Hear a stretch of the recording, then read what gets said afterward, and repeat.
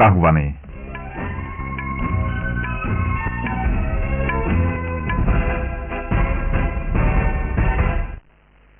বাতৰি পঢ়িছো যদুমণি শইকীয়াই। এতিয়া প্ৰধান বাতৰিসমূহ।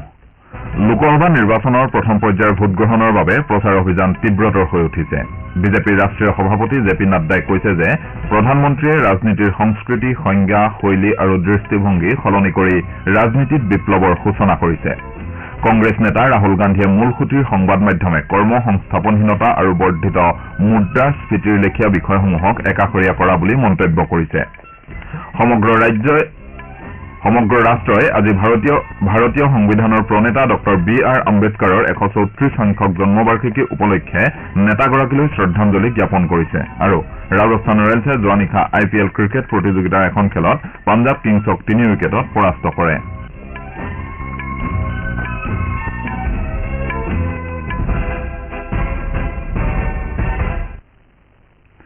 এতিয়া শুনক বিতং বাতৰি।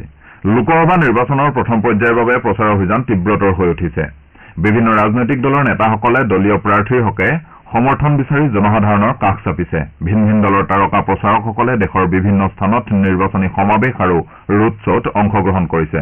প্ৰথম পৰ্যায়ত অহা 19 এপ্ৰিলত 17খন ৰাজ্য আৰু 4টা কেন্দ্ৰীয় শাসিত অঞ্চলৰ 102টা সংসদীয় সমষ্টিত সমান্তৰালভাৱে ছিকিমৰ 32খন আৰু অৰুণাচল প্ৰদেশৰ 60খন বিধানসভা আসনৰ বাবে নিৰ্বাচন অনুষ্ঠিত হ'ব।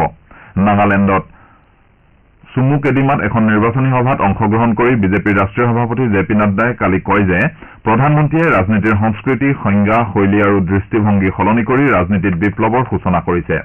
বিজেপিৰ সভাপতিগৰাকীয়ে ভাষণ প্ৰসংগত নাগালেণ্ডৰ উন্নয়ন আৰু ৰাজ্যখনক মূলসুঁতিত চামিল কৰাৰ বাবে প্ৰধানমন্ত্ৰী নৰেন্দ্ৰ মোদী আৰু মুখ্যমন্ত্ৰী নেফিউ ৰিঅ'ই চলোৱা প্ৰচেষ্টাত আলোকপাত কৰে।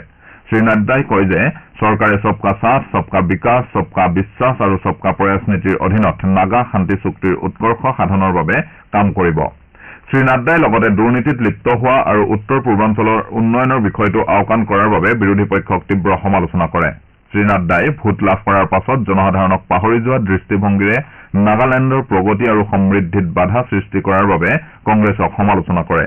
এই অৱহেলা নীতিৰ বাবে কংগ্ৰেছে নাগালেণ্ড বিধানসভাত এখনো আসন লাভ কৰিবলৈ সমৰ্থ হোৱা নাই বুলি বিজেপিৰ সভাপতিগৰাকীয়ে মন্তব্য কৰে।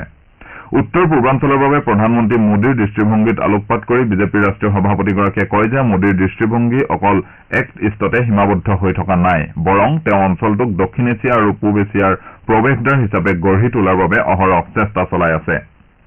নিৰ্বাচন সভাত অংশ লৈ NDPPৰ জ্যেষ্ঠ নেতা তথা ৰাজ্যখনৰ মুখ্যমন্ত্ৰী নেফিউ ৰিঅ'ই কয় যে NDA চৰকাৰে নাগা ৰাজনৈতিক গোটসমূহৰ সৈতে পৰিকাঠামো চুক্তি আৰু সহমতৰ স্থিতিত স্বাক্ষৰ কৰি নাগা ৰাজনৈতিক বিষয়সমূহক নতুন পৰ্যায়লৈ লৈ গৈছে।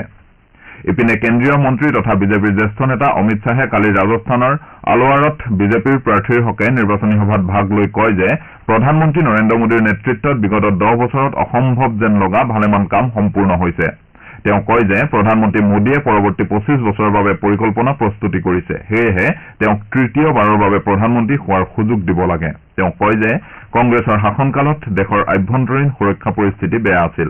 কেন্দ্ৰীয় চৰকাৰৰ বিভিন্ন আঁচনিৰ কথা উল্লেখ কৰি শ্ৰীশ্বাহে কয় মোদী চৰকাৰে সমাজৰ সকলো শ্ৰেণীৰ বাবে ক্ষিপ্ৰতাৰে কাম কৰি আছে। ৰাজ্যখনৰ মুখ্যমন্ত্ৰী ভজনলাল শৰ্মাইও কালি বিজেপিৰ প্ৰাৰ্থীৰ হকে বিভিন্ন স্থানত প্ৰচাৰ চলায়। হনুমানগড় জিলাৰ ভদ্ৰাত এখন নিৰ্বাচনী সভাত ভাষণ দি শ্ৰীশৰ্মাই কয় যে তেওঁৰ চৰকাৰে প্ৰশ্নকাকত ফাদিল চক্ৰৰ বিৰুদ্ধে ফলপ্ৰসূ ব্যৱস্থা গ্ৰহণ কৰিছে। ইফালে ৰাজ্যখনৰ প্ৰাক্তন মুখ্যমন্ত্ৰী অশোক গেহলটে কালি ধলপুৰৰ বছাই নবাবত এখন নিৰ্বাচনী সভাত ভাগ লয়। দলৰ ৰাজ্যিক সভাপতি গোবিন্দ সিং দোতাচাৰা আৰু জ্যেষ্ঠ নেতা শচীন পাইলটেও কালি ভিন ভিন স্থানত নিৰ্বাচনী সভাক সম্বোধন কৰে। ইফালে কংগ্ৰেছ নেতা ৰাহুল গান্ধীয়ে কালি মহাৰাষ্ট্ৰৰ ভাণ্ডাৰা গণ্ডিয়া সংসদীয় সমষ্টিত এখন নিৰ্বাচনী সভাক সম্বোধন কৰে। কংগ্ৰেছ নেতাগৰাকীয়ে কয় যে মূলসুঁতিৰ সংবাদ মাধ্যমে কৰ্ম সংস্থাপনহীনতা আৰু বৰ্ধিত মুদ্ৰাস্ফীতিৰ দৰে বিষয়সমূহক একাষৰীয়া কৰিছে। তেওঁ লগতে প্ৰধানমন্ত্ৰী মোদীয়েও এনে গুৰুত্বপূৰ্ণ বিষয়সমূহৰ প্ৰতি কাণসাৰ নিদিয়া বুলি অভিযোগ উত্থাপন কৰে। ইপিনে বহুজন সমাজ পাৰ্টীৰ মুৰব্বী মায়াৱতীয়ে হৰিদ্বাৰত এটা নিৰ্বাচনী সমাৱেশত অংশগ্ৰহণ কৰে। আপোনালোকে বাতৰি শুনিছে আকাশবাণীৰ পৰা। আপোনাৰ ভোট আপোনাৰ কণ্ঠ। ভোটৰ শক্তিৰে নিৰ্মাণ কৰক সুস্থ গণতন্ত্ৰ। লোকসভা নিৰ্বাচনৰ প্ৰথম পৰ্যায়ত অহা 19 এপ্ৰিলত পুৱা 7 বজাৰ পৰা বিয়লি 5 বজাৰ ভিতৰত কাজিৰঙা, শোণিতপুৰ, লখিমপুৰ, ডিব্ৰুগড় আৰু যোৰহাটত হ'বলগীয়া ভোটগ্ৰহণত গণতান্ত্ৰিক অধিকাৰ সাব্যস্ত কৰি শক্তিশালী গণতন্ত্ৰৰ অংশীদাৰ হওক।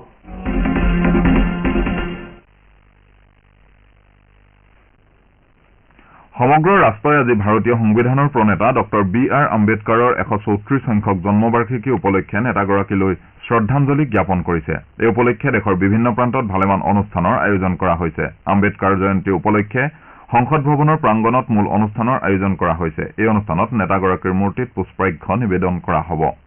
ৰাষ্ট্ৰপতি শ্ৰীমতী দ্ৰৌপদী মুৰ্মু আৰু উপ ৰাষ্ট্ৰপতি জগদীপ ধনখৰে ডঃ বি.আৰ. আম্বেদকাৰৰ জন্মবাৰ্ষিকী উপলক্ষে দেশবাসীক ওলগ জনাইছে। ৰাষ্ট্ৰপতি শ্ৰীমতী মুৰ্মুৱে তেওঁৰ এটা বাৰ্তাত কয় যে সামাজিক পৰিৱৰ্তনৰ হোতা আৰু বহুমুখী ব্যক্তিত্বৰ ধনী বাবা চাহেব আম্বেদকাৰ এগৰাকী ন্যায়বিদ, শিক্ষাবিদ, অৰ্থনীতিবিদ, সমাজ সংস্কাৰক আৰু ৰাজনৈতিক নেতা হিচাপে অভূতপূৰ্ব অৱদান আগবঢ়াই থৈ গৈছে। তেওঁ কয় যে সাংবিধানিক ব্যৱস্থাৰ প্ৰতি তেওঁৰ বিশ্বাস আজিও ভাৰতীয় গণতন্ত্ৰ আৰু সুশাসনৰ ভেটিৰূপে পৰিগণিত হৈ আছে। ডঃ আম্বেদকাৰে সমতাপূৰ্ণ সমাজ প্ৰতিষ্ঠা কৰাৰ বাবে নিজৰ জীৱন উৎসৰ্গা কৰিছিল আৰু গোটেই জীৱন ধৰি দলিতসকলৰ উন্নয়নৰ হকে কাম কৰিছিল বুলি ৰাষ্ট্ৰপতিগৰাকীয়ে উল্লেখ কৰে। শ্ৰীমতী মুৰ্মুৱে লগতে ডঃ আম্বেদকাৰৰ আদৰ্শৰাজি গ্ৰহণ কৰি দেশৰ সৰ্বাত্মক উন্নয়নৰ বাবে সমূহীয়াভাৱে কাম কৰিবলৈ জনসাধাৰণৰ প্ৰতি আহ্বান জনায়। উপ ৰাষ্ট্ৰপতি জগদীপ ধনখৰে নিজৰ বাৰ্তাত কয় যে ভাৰতবৰ্ষৰ মহান সন্তান ডঃ আম্বেদকাৰ অকল ভাৰতীয় সংবিধানৰ প্ৰণেতাই নাছিল, বৰং সামাজিক ন্যায়ৰো সমৰ্থক আছিল। তেওঁ কয় যে সামাজিক বৈষম্য আৰু অসমতা দূৰ কৰাৰ বাবে আম্বেদকাৰে চলোৱা অক্লান্ত প্ৰচেষ্টাই প্ৰজন্ম ধৰি জনসাধাৰণক অনুপ্ৰেৰণা যোগাই যাব। আম্বেদকাৰে আইনৰ শাসন, জনসাধাৰণৰ স্বতন্ত্ৰতা, লিংগ সমতা আৰু উপান্ত শ্ৰেণীসমূহৰ সবলীকৰণৰ প্ৰসাৰত সহায়ক হোৱা সাংবিধানিক পৰিকাঠামোৰ জৰিয়তে এখন সমতাবাদী ভাৰতবৰ্ষক গঢ়াৰ বাবে সামাজিক পৰিৱৰ্তনৰ নেতৃত্ব বহন কৰিছিল বুলি উপ ৰাষ্ট্ৰপতিগৰাকীয়ে উল্লেখ কৰে। বিজেপিৰ জ্যেষ্ঠ নেতা তথা প্ৰধানমন্ত্ৰী নৰেন্দ্ৰ মোদী আজি নিৰ্বাচনী প্ৰচাৰৰ বাবে কৰ্ণাটকলৈ যাব। বিয়লিৰ ভাগলৈ প্ৰধানমন্ত্ৰীগৰাকীয়ে মহীশূৰত এখন ৰাজহুৱা সভাত ভাষণ দিব। এই নিৰ্বাচনী প্ৰচাৰ সভাত মহীশূৰ, চামৰাজানগৰ, মাণ্ডিয়া আৰু হাছান লোকসভা সমষ্টিৰ প্ৰাৰ্থী তথা দলীয় কৰ্মীসকলে অংশগ্ৰহণ কৰিব।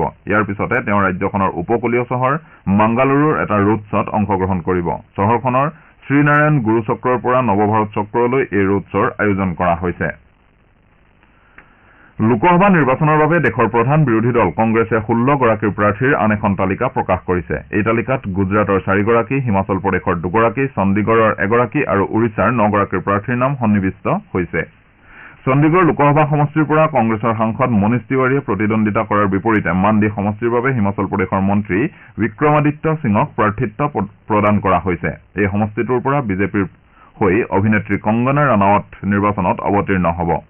ওড়িশাৰ বালাচোৰ সমষ্টিৰ বাবে প্ৰাক্তন কেন্দ্ৰীয় মন্ত্ৰী শ্ৰীকান্ত জেনাক প্ৰাৰ্থিত্ব প্ৰদান কৰা হৈছে। আনহাতে গুজৰাট বিধানসভাৰ উপ নিৰ্বাচনৰ বাবেও কংগ্ৰেছে 4 গৰাকী প্ৰাৰ্থীৰ এখন তালিকা প্ৰকাশ কৰিছে।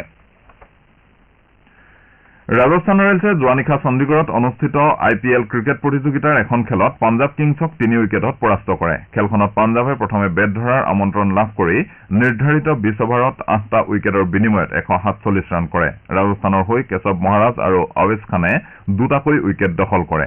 প্ৰত্যুত্তৰত ৰাজস্থান ৰয়েলছে 19 অভাৰ আৰু 5টা বলত 7টা উইকেট হেৰুৱাই 152 ৰান কৰে। পাঞ্জাৱ কিংছৰ হৈ কিগাছো ৰবাডা আৰু ছেম কুৰেনে 2টাকৈ উইকেট লাভ কৰে।